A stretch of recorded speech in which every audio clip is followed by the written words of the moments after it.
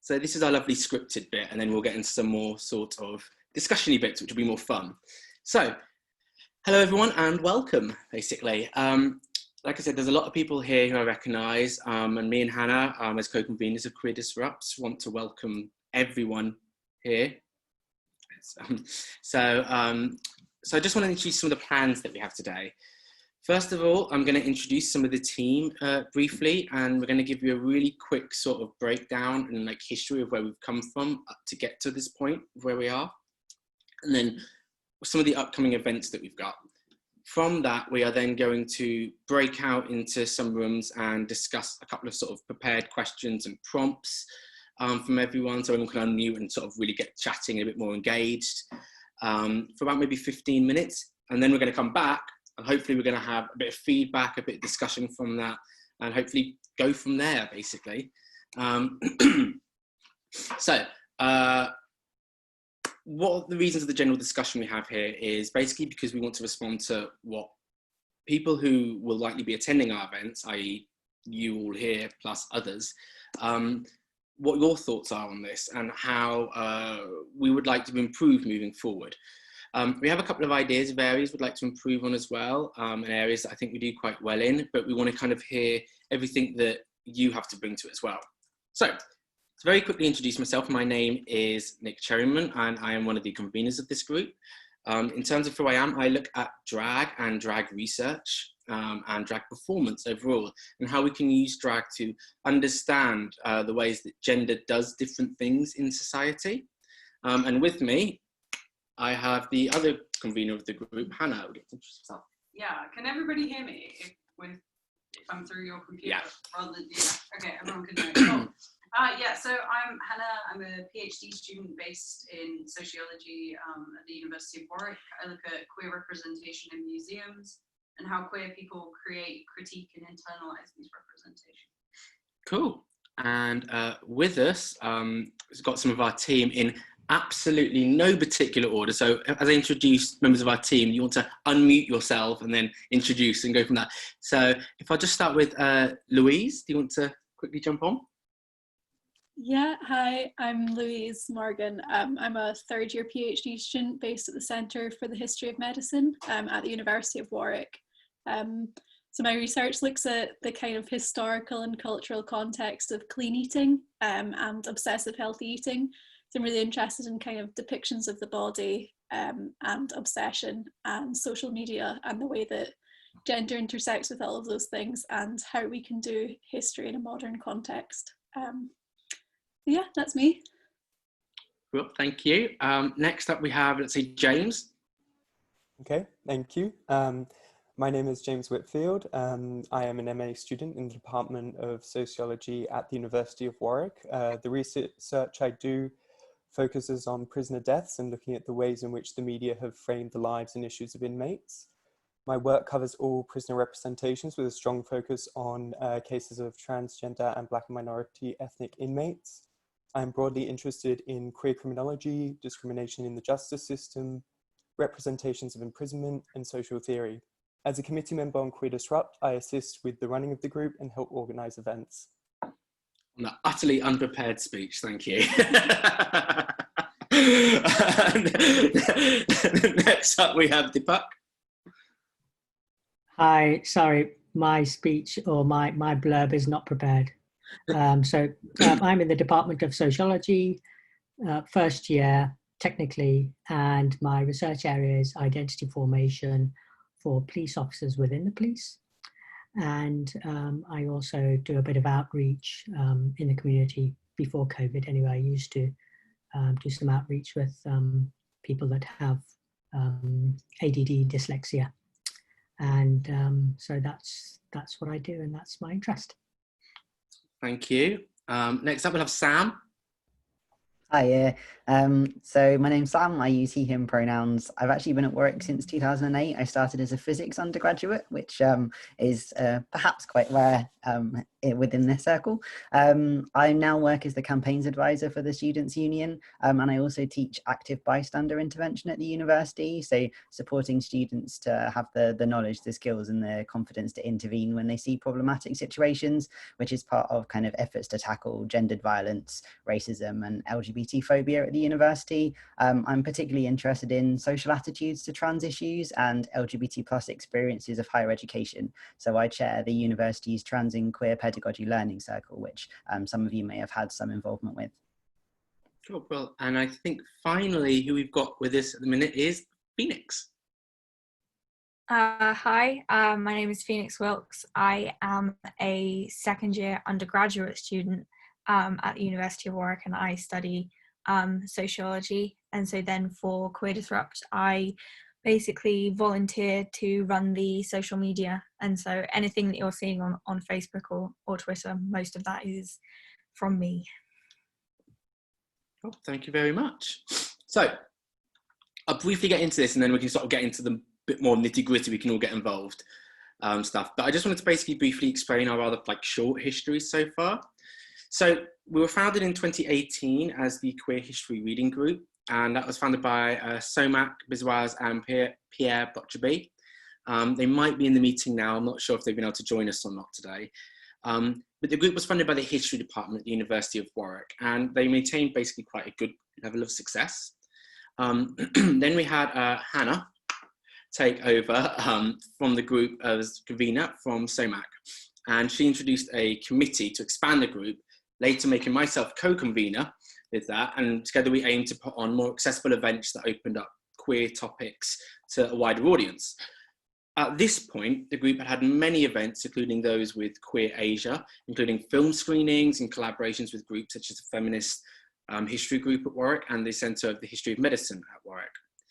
Since then, excuse me, the group has gone through a kind of brief name change to Queer History Warwick, and just before the pandemic, because we're amazing at timing here, we decided to relaunch as Queer Disrupt. So that's why we've kind of been, oh, okay, during the pandemic. The rest of the committee joined around this time, and Sam joined a little bit later, I think, and Catriona, who may be joining us in a bit, joined a bit more recently. But where we are today, basically, is what I want to get to, is the culmination of like a ridiculously large amount of hard work. And that is in no small thanks to the committee that you've just said hello to, and work from other people who aren't here at the minute, unfortunately. If you want a bit more history about that, because I don't want to just go on about that, please do go read our blog post on our website called Happy Birthday Queer History Warwick for more information. See you now. I was not prepared, I was trying to get the link. So where are we now and what are we doing? So Queer Disrupt are kind of we're rebranding as kind of a research collective comprised of students and early career researchers working in and around queer spaces, topics and people. So we use queer not only as a term to kind of signify LGBTQ plus identities, but we also use it as a term of disrupting norms. So we want to disrupt the idea that queer research is a space kind of solely for academics, and we reject the idea that queer topics are inaccessible. So we aim to provide space for queer discussion, and we regularly kind of put on fun and kind of educational events on queer themes and history. So we publish blog posts, podcast episodes, and we offer resources for learning more about queerness. So we're primarily based at the University of Warwick, as you've just seen, but we collaborate with groups both in and outside of the university. We've also worked with international academics and practitioners before. So we wish to kind of create a welcome and friendly atmosphere in everything we do. We accept that individuals are going to approach our group from kind of different knowledge bases, and we aim to be inclusive of this. So we welcome collaborations with anybody interested in queer topics, be that academic departments, schools, independent scholars, artists, writers, filmmakers, etc. And we've got some information coming up later on different ways that you can kind of get involved. So yeah, we've got many things coming up, which we kind of want to give you a flavor of today, so you can see the kind of amazing work that we have previously done and are going to do. And the amount of hard work that everybody in the committee has been putting in past year and a half, ages. Yeah, a long time. I said we've formed for 2 years, and it feels much longer from the amount of work hours we've put in, but we've had a great time doing it. But basically, currently we have a couple of upcoming events I'm just going to sort of jump in on, and these will all be held online for obvious reasons, including our next main event is with Dr. Kit Hayam, who is an academic in London, I believe. They moved now.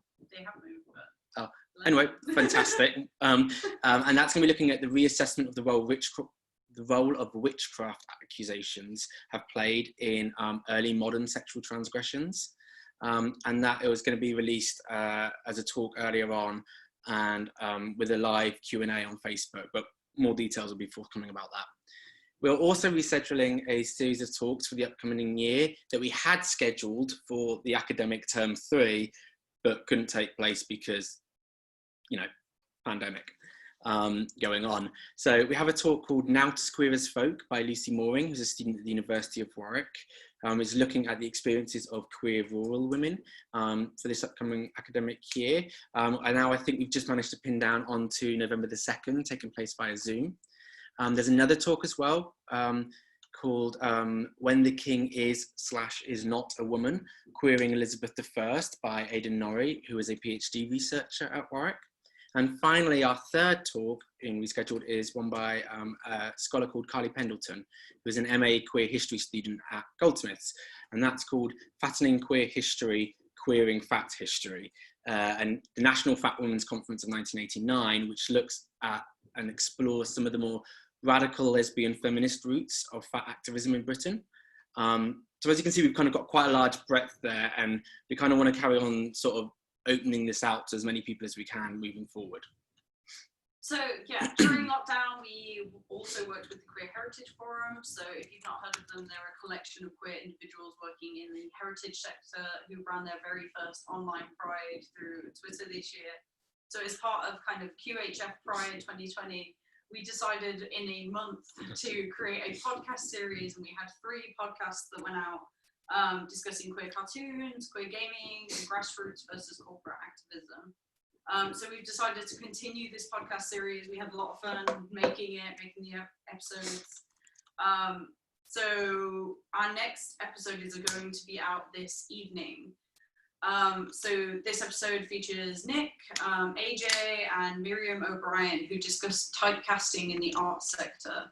And this podcast, so we want this podcast series to talk about a wide variety of topics. We've got some kind of queued up, such as exploring queerness as an everyday experience, queer theory in the Babadook called Are You Ready to Be Baba Shook? Queer pirates, queerness in comic books, exploring homosexuality and queerness with Edward II, and whether queer has a role in STEM subjects, and many, many more topics. As you can see, like there's a lot queued up. We're very excited for it. The details on where to find the podcasts are Just posted them. Yeah, they're in the chat, but we're also going to release them on social media, stuff like that. But they're on Spotify, Apple Music, and Spreaker. Because we're professional now. Yeah, we're so professional. And if any of you have any topics you want to talk about on a podcast, then we'd love to hear from you. We've got a form on the website that you can use to suggest topics, which I think Nick is just getting the link for now. So, queued up. And so Nick is personally leading this part of the project. I do the editing side. And the more varied experiences we can kind of capture, the better. So you don't have to be an academic. We'd love to hear from anybody. Yeah. So although I'm leading on it, just to clarify, I'm not in every one. Yeah. I am in the one there, and I'm probably in the next one. But one of the things we'd like to encourage is to give the space to people who might not have the opportunity to do podcasts, or might not hear that themselves represented in podcast scenarios, and give them the opportunity to sort of take that space. So a lot of this would take place like behind the scenes discussion with me, but actually it would be a project that you could sort of run with a little bit, which is great. We also have our blog though, which has been running for over a year now, and that's been running from like our very early days actually. And Pierre, one of the founders, started that particular endeavor, and it's been doing super well. Previously, this consisted primarily of like academic blog posts, But with this relaunch, one of the things we're doing is opening up the criteria and welcome submissions to a huge variety of forms. And we'd love to have, for example, videos and creative projects, animations, creative writing, photography, academic blogs are still welcome here. Any formats that you think we can publish on the website, we want to like see if you want to submit it, basically.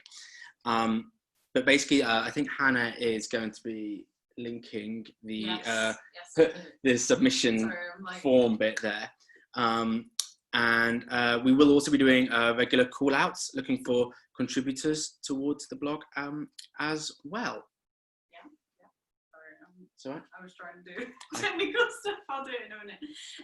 So you might have noticed over lockdown, if you saw it on our social media, we were running a project called Queering the Quarantine. So this is an art project that's looking for creative responses on queer topics and as queer people to the lockdown situation and coronavirus situation, in order to kind of create a digital archive and exhibition.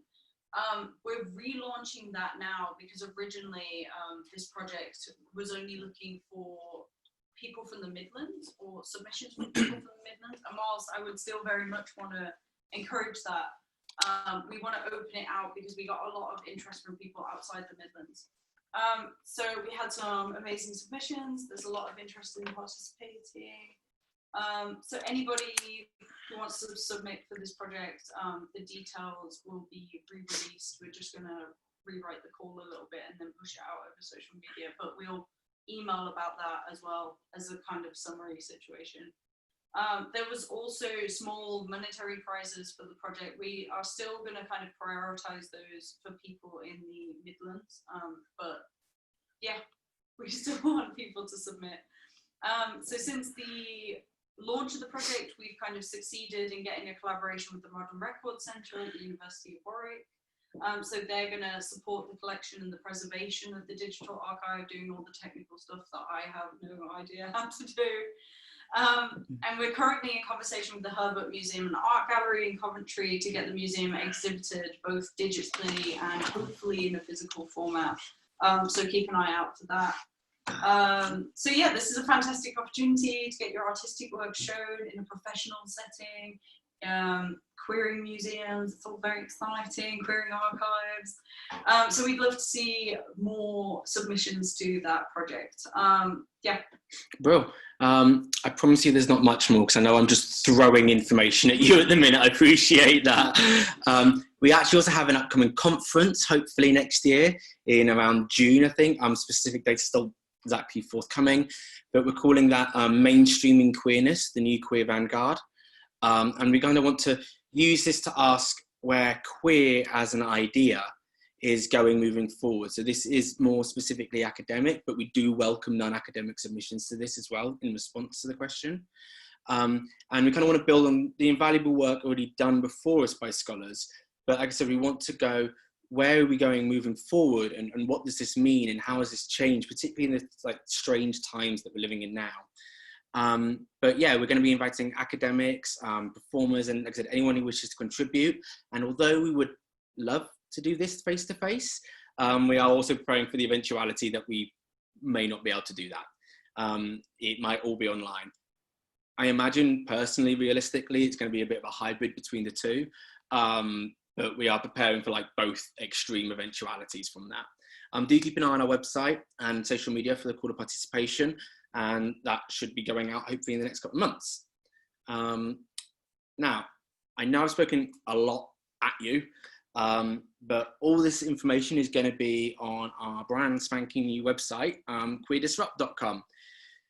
We have spent a very long time on this website. Some of the committee, I think, are like, yes, never want to hear about it ever again. But it's been linked in the chat. Do have a look when you get the chance at your own pleasure. It should just be kind of hopefully all good. If there are anything on there and you're like, oh, this doesn't work, or I know perhaps we've missed something, please don't hesitate to let us know. We want to sort of make sure this works as well as possible. So with all of that, we will pop you in some breakout rooms with various members of our committee, and we have some topics. there might be a couple of minutes between now and you sort of jumping in there. So use that as an opportunity to grab a cup of tea, stretch your legs, clear your head, have a shot if you need, to get rid of all the stuff we've thrown at you. And then hopefully you'll all magically appear in some breakout rooms very shortly. If I do it right. If we've done it right. Shall I stop the recording, by the way? Yeah, and we will be stopping recording